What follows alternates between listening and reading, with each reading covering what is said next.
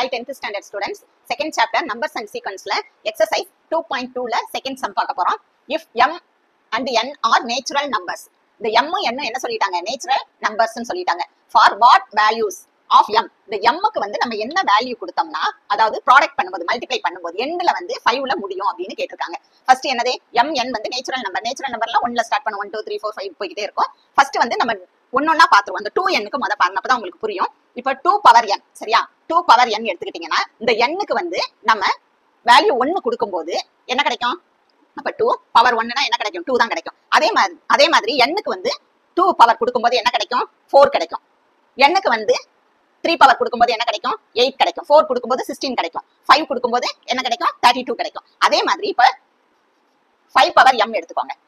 இப்ப m க்கு வந்து நம்ம 1 வேல்யூ கொடுக்கும்போது என்ன கிடைக்கும்? 5 பவர் 1னா 5 தான். அதே மாதிரி m க்கு வந்து என்ன கொடுக்குறோம்? பவர்ல 2 கொடுக்கும்போது என்ன கிடைக்குது? 5 into 5 அப்ப 25. அதே மாதிரி 5 பவர் m க்கு 3 கொடுக்கும்போது 125 கிடைக்கும். 4 கொடுக்கும்போது என்ன கிடைக்கும்? 625. 5 கொடுக்கும்போது என்ன கிடைக்கும்?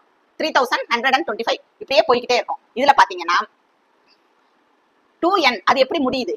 2 4 8 16 32 இது மாதிரி 2 4 8 6 2 இப்படி ஈவன் நம்பர்ல எண்ட்ல எப்படி முடியுது? ஈவன் நம்பர்ல முடியுது. இது பாருங்க 5 25 5 125ல எண்ட்ல 5, அதே மாதிரி இதுல எண்ட்ல 5 இது ஃபுல்லா எண்ட்ல எப்படி முடியுது? 5ல முடியுது. இப்ப ப்ராடக்ட் பண்ணுவோம், ரெண்டையும் மல்டிப்ளை பண்ணி பார்ப்போம். 2 power n into 5 power m. இப்ப 2 க்கு பவர் 1 கொடுக்குறோம், அதே மாதிரி 5 க்கும் m க்கு என்ன கொடுக்குறோம்? பவர் 1 கொடுக்குறோம். அப்ப என்ன கிடைக்கும்? இது 1 2 5 தான் இருக்கும். அப்ப 2 5s are 10. அடுத்து பாருங்க, 2 க்கு n ஓட பவர் 2 கொடுக்குறோம் இன்டு 5 க்கு m ஓட பவர் 2 கொடுக்குறோம். இப்ப 2 2s are என்னது? 4, சரியா? 5 into 5 25. இது ரெண்டையும் மல்டிப்ளை பண்ணா என்ன கிடைக்கும்? 100. இப்ப 2 இங்க n பவருக்கு என்ன கொடுக்குறோம்? வேல்யூ 3 கொடுக்குறோம் இன்டு அதே மாதிரி m க்கு வந்து 3 கொடுக்குறோம். அப்ப இது என்னது? 3 க்கு என்ன வேல்யூ? 8, சரியா?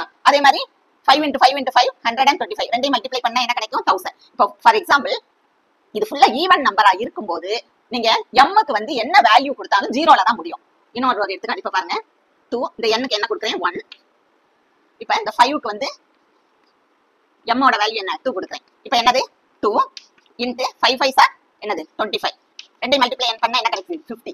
அப்ப வந்து இது என்னது? ஈவன் நம்பரா இருக்கும்போது, இந்த nங்கிற பவர் வந்து ஈவன் நம்பரா இருக்கும்போது இதுக்கு வந்து m க்கு வந்து நம்ம என்ன வேல்யூ கொடுத்தாலும் எண்ட்ல எதுல தான் முடியும்?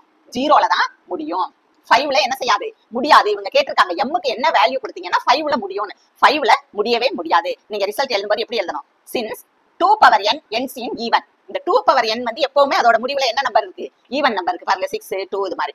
And 5 power m end in only 5. இந்த 5 பவர் m வந்து எண்ட்ல என்னது? only 5ல தான் முடியுது.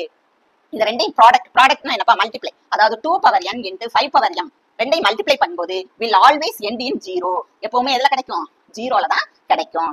அதனால therefore 2 power n into 5 power m never end in 5. எப்பவுமே என்ன செய்யாது?